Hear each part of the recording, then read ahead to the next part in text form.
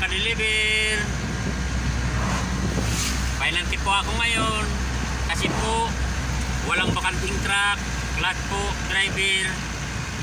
Kaya ngayon sinama ko ng bus. Painanti ngayon. Andito po kami ngayon sa Sipokot po. Sipokot, Camarines Sur. Ito po, Sipokot. Malapit na po kami sa Sipokot proper. Maganda lang pala na may painanti mga ka-deliver.